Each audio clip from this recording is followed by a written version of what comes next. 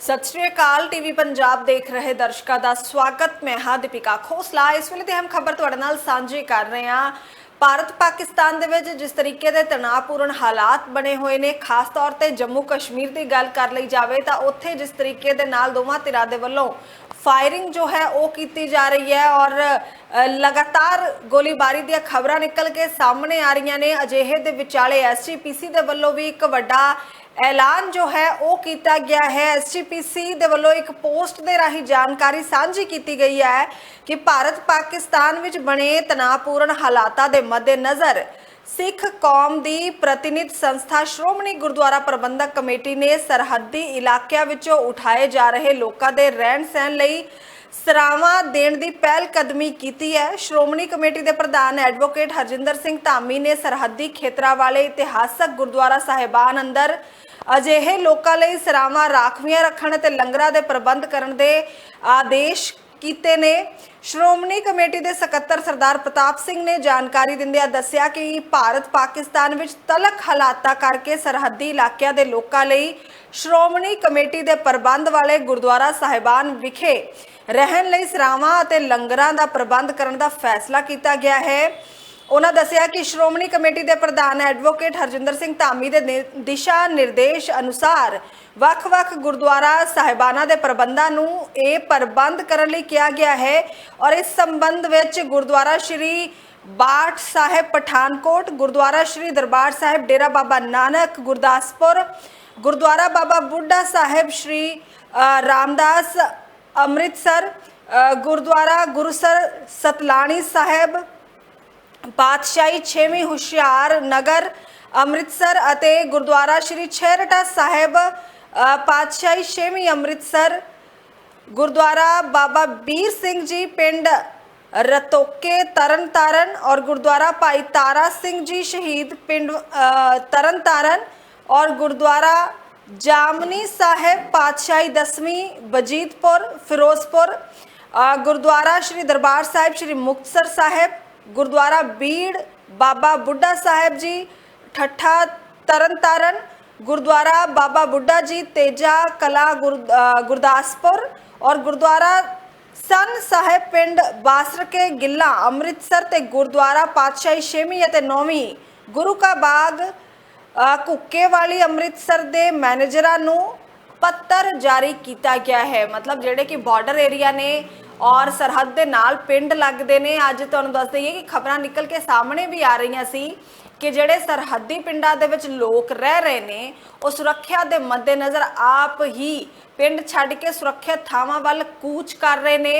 हालांकि इन्हां पिंडां दे लोकां नूं DC साहिबान दे वल्लों ये अपील की जा रही है कि हजे अपने घरां दे विच ही रहा जाए, किसी तरह का कोई पैनिक जो है वो क्रिएट ना किया जाए और सरकार दे वल्लों पुख्ता प्रबंध किए जा रहे हैं। अजे इस तरह की कोई भी अणसुखावी घटना की जानकारी नहीं निकल के सामने आ रही और इसलिए अजिहे जल्दबाजी दे विच कदम ना पुट्टे जाण, अपने घर बार छड्ड के अजे दूजियां थावां दे उत्ते ना जाया जाए। पर दूसरे पासे तुहानूं दस दईए कि जदों भारत पाकिस्तान दे विच इस तरह के हालात बनते नज़र आ रहे सी, उदों ही सरहदी पिंडां दे लोकां दे वल्लों बंकरां दी सफाई कर ली गई सी।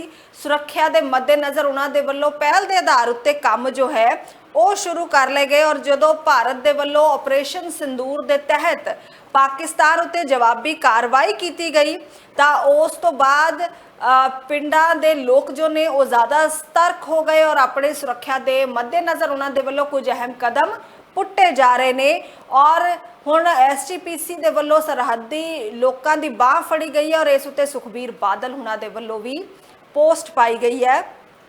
सुखबीर बादल लिखते हैं कि भारत पाकिस्तान तनाव दौरान प्रभावित हुए लोगों लई गुरुद्वारा साहिबान विच पनाह अते लंगर मुहैया करवाउण लई श्रोमणी गुरुद्वारा प्रबंधक कमेटी के उपराले की प्रशंसा करदा हां। श्रोमणी कमेटी का यह उपराला सिख कौम की निस्वार्थ सेवा प्रति अटुट वचनबद्धता की उदाहरण है, क्योंकि साडे महान गुरु साहिबाना द्वारा दिती सिक्ख्या मनुखता की सेवा का संकल्प अपनाते हुए सिख हमेशा लोड़वंद लोगों की मदद करने में सब तो अगे रहे हैं, भावें हालात किसी भी तरह के होण। ਇੱਕ ਪਾਸੇ ਐਸਜੀਪੀਸੀ ਦੇ ਵੱਲੋਂ ਮਦਦ ਲਈ ਕਦਮ ਵਧਾਏ ਜਾ ਰਹੇ ਨੇ, ਦੂਸਰੇ ਪਾਸੇ ਤੁਹਾਨੂੰ ਦੱਸ ਦਈਏ ਕਿ ਅੰਮ੍ਰਿਤਸਰ ਦੇ ਵਿੱਚ ਜਿਸ ਤਰੀਕੇ ਦੇ ਹਾਲਾਤ ਬਣ ਰਹੇ ਨੇ ਉਸ ਤੋਂ ਲੈ ਕੇ ਗੁਰਜੀਤ ਔਜਲਾ ਹੁਣਾਂ ਦੀ ਟਿੱਪਣੀ ਸਾਹਮਣੇ ਆਈ ਹੈ ਔਰ ਇਹਦੇ ਨਾਲ ਹੀ ਪੁੰਛ ਦੇ ਵਿੱਚ ਜੋ ਗੁਰੂ ਘਰ ਦੇ ਉੱਤੇ ਪਾਕਿਸਤਾਨ ਦੇ ਵੱਲੋਂ ਹੱਲਾ ਬੋਲਿਆ ਗਿਆ, ਉਸ ਹਮਲੇ ਨੂੰ ਲੈ ਕੇ ਮਨਜਿੰਦਰ ਸਿੰਘ ਸਿਰਸਾ ਦੀ ਤਿੱਖੀ ਪ੍ਰਤੀਕਿਰਿਆ ਵੀ ਸਾਹਮਣੇ आई है। कि कुछ कह रहे हैं लीडर, आओ सुनते हैं। एयरपोर्ट को लेकर पूरे शहर में देखो, एयरपोर्ट जो है वो बंद कर दिए गए 10 तारीख के लिए, 10 तारीख तक। तो कि ये मॉक ड्रिल भी चलेगी और एयरफोर्स का भी उसका भी जहाज वो चलेंगे, इस वजह से बंद किया है। तो मैं तो ये कहता हूँ कि अमृतसर में पैनिक होने की जरूरत नहीं है। मैं सुबह से निकले हैं, आज हम रात को दिल्ली से पहुंचे थे, तो सब जगह पे लोगों को जा रहे हैं, लोगों को यही बात की जा रही है कि कोई पैनिक होने की जरूरत नहीं है और आप बिल्कुल शांति बनाए रखें। पूरी आर्मी, पूरा देश है इस समय, हमारा पूरे लोग इस सिचुएशन के लिए मुकाबला करने के लिए खड़े हैं, लेकिन धैर्य बनाए रखें, आप पैनिक मत हो। कहीं भी कोई मॉक ड्रिल होती है, कहीं कोई मॉक ड्रिल की वजह से कोई थोड़ा छोटा मोटा कोई धमाका होता है तो उसको आप ये मत सोचो कि अटैक हो गया है। रात को भी आप जैसे हुआ था तो कोई उसमें कोई नाद उधर से आया, तो ये तो थोड़ा चले गए।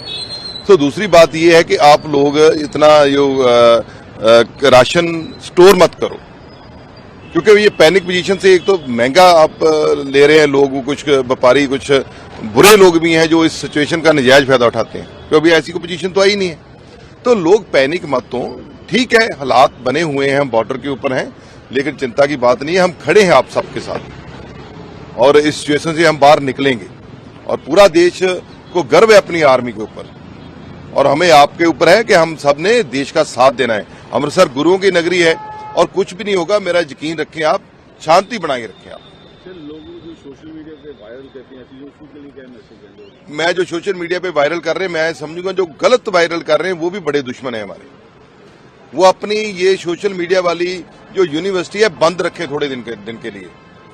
ये मजाक हंसी बाद में कर लीजिएगा, जितना देर ऑथेंटिक कोई चीज नहीं उतनी देर आप शेयर मत कीजिए।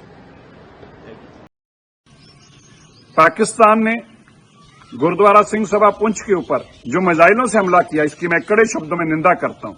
ये उनकी घटिया मानसिकता को बताता है और कितने कायर हैं ये दर्शाता है। मैंने पुंछ के गुरुद्वारा साहब के प्रधान साहब से बात की, कमेटी के। उन्होंने बताया कि सुबह 7 बजे का प्रोग्राम था, जो समाप्त हुआ 7 बजे और ये 8 बजे मिसाइल दागे गए।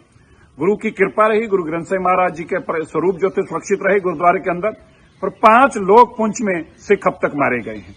ये सिविलियंस के ऊपर हमला है, अटैक है उनके ऊपर, और पाकिस्तान इतना कायर है कि हमारे सिविलियंस के ऊपर हमला कर रहा है।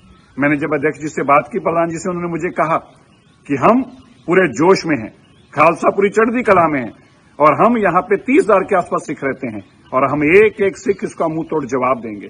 मैं पाकिस्तान की ऐसी कमीनी हरकत के लिए उनके ऐसे कमीने लोगों को कहना चाहता हूं, आपने जो हरकत की है, मेरी भारत की सरकार तुमसे इसका भी हिसाब लेगी। जो तुमने पवित्र गुरुद्वारा साहब के ऊपर हमला किया है और बेकसूर लोग सिविलियंस के ऊपर हमला करके उनकी जान लेने का काम किया है, इसका भी तुमसे जवाब और हिसाब लिया जाएगा। लेकिन हमारे सिख वहां खूब मनोबल के साथ, पूरे जोशो खरोश के साथ और इस लड़ाई को लड़ने के लिए हमेशा अग्रसर थे, अग्रसर रहेंगे और इस लड़ाई के लिए पाकिस्तान ने जो हमला किया है इसका हम जरूर उनसे बदला लेंगे। एयरपोर्ट को लेकर पूरे शहर में देखो, एयरपोर्ट जो है वो बंद कर दिए गए 10 तारीख के लिए, 10 तारीख तक। तो कि ये मॉक ड्रिल भी चलेगी और एयरफोर्स का भी जहाज वो चलेंगे, इस वजह से बंद किया है। तो मैं तो ये कहता हूँ कि अमृतसर में पैनिक होने की जरूरत नहीं है। मैं सुबह से निकले हैं, आज हम रात को दिल्ली से पहुंचे थे, तो सब जगह पे लोगों को जा रहे हैं, लोगों को यही बात की जा रही है कि कोई पैनिक होने की जरूरत नहीं है और आप बिल्कुल शांति बनाए रखें। पूरी आर्मी, पूरा देश है इस समय, हमारा पूरे लोग इस सिचुएशन के लिए मुकाबला करने के लिए खड़े हैं, लेकिन धैर्य बनाए रखें, आप पैनिक मत हो। कहीं भी कोई मॉक ड्रिल होती है, कहीं कोई मॉक ड्रिल की वजह से कोई थोड़ा छोटा मोटा कोई धमाका होता है तो उसको आप ये मत सोचो कि अटैक हो गया है। रात को भी आप जैसे हुआ था तो कोई उसमें कोई नाद उधर से आया, तो ये तो थोड़ा चले गए। तो दूसरी बात ये है कि आप लोग इतना राशन स्टोर मत करो, क्योंकि ये पैनिक पोजीशन से एक तो महंगा आप ले रहे हैं लोग, कुछ व्यापारी, कुछ बुरे लोग भी हैं जो इस सिचुएशन का नजायज फायदा उठाते हैं, क्योंकि ऐसी कोई पोजीशन तो आई नहीं है। तो लोग पैनिक मत हो, ठीक है, हालात बने हुए हैं, हम बॉर्डर के ऊपर हैं, लेकिन चिंता की बात नहीं है, हम खड़े हैं आप सबके साथ और इस सिचुएशन से हम बाहर निकलेंगे और पूरा देश को गर्व है अपनी आर्मी के ऊपर और हमें आपके ऊपर है कि हम सब ने देश का साथ देना है। अमृतसर गुरुओं की नगरी है और कुछ भी नहीं होगा, मेरा यकीन रखें आप, शांति बनाए रखें आप। सर, लोगों जो सोशल मीडिया पे वायरल करते हैं चीजें, उसके लिए क्या मैसेज देंगे? मैं जो सोशल मीडिया पे वायरल कर रहे हैं, मैं समझूंगा जो गलत वायरल कर रहे हैं वो भी बड़े दुश्मन है हमारे। वो अपनी ये सोशल मीडिया वाली जो यूनिवर्सिटी है बंद रखें थोड़े दिन के लिए। ये मजाक हंसी बाद में कर लीजिएगा, जितना देर ऑथेंटिक कोई चीज नहीं उतनी देर आप शेयर मत कीजिए। पाकिस्तान ने गुरुद्वारा सिंह सभा पुंछ के ऊपर जो मिसाइलों से हमला किया, इसकी मैं कड़े शब्दों में निंदा करता हूं। ये उनकी घटिया मानसिकता को बताता है और कितने कायर हैं ये दर्शाता है। मैंने पुंछ के गुरुद्वारा साहब के प्रधान साहब से बात की कमेटी के, उन्होंने बताया कि सुबह 7 बजे का प्रोग्राम था जो समाप्त हुआ 7 बजे और ये 8 बजे मिसाइल दागे गए। गुरु की कृपा रही, गुरु ग्रंथ साहिब महाराज जी के स्वरूप जो थे सुरक्षित रहे गुरुद्वारे के अंदर, और 5 लोग पुंछ में सिख अब तक मारे गए हैं। ये सिविलियंस के ऊपर हमला है, अटैक है उनके ऊपर, और पाकिस्तान इतना कायर है कि हमारे सिविलियंस के ऊपर हमला कर रहा है। मैंने जब अध्यक्ष जी से बात की, प्रधान जी से, उन्होंने मुझे कहा कि हम पूरे जोश में हैं, खालसा पूरी चढ़ती कला में है और हम यहाँ पे 30,000 के आसपास सिख रहते हैं और हम एक एक सिख इसका मुंह तोड़ जवाब देंगे। मैं पाकिस्तान की ऐसी कमीनी हरकत के लिए उनके ऐसे कमीने लोगों को कहना चाहता हूं, आपने जो हरकत की है, मेरी भारत की सरकार तुमसे इसका भी हिसाब लेगी। जो तुमने पवित्र गुरुद्वारा साहब के ऊपर हमला किया है और बेकसूर लोग सिविलियंस के ऊपर हमला करके उनकी जान लेने का काम किया है, इसका भी तुमसे जवाब और हिसाब लिया जाए। ਫਿਲਹਾਲ ਇਸ ਪੂਰੇ ਮਾਮਲੇ ਤੇ ਤੁਹਾਡੀ ਕੀ ਰਾਏ ਹੈ ਤੁਸੀਂ ਸਾਨੂੰ ਕਮੈਂਟ ਬਾਕਸ ਦੇ ਵਿੱਚ ਦੱਸ ਸਕਦੇ ਹੋ ਤੇ ਦੇਸ਼ ਵਿਦੇਸ਼ ਦੀ ਤਾਜ਼ਾ ਜਾਣਕਾਰੀ ਦੇ ਲਈ ਦੇਖਦੇ ਰਹੋ ਟੀਵੀ ਪੰਜਾਬ।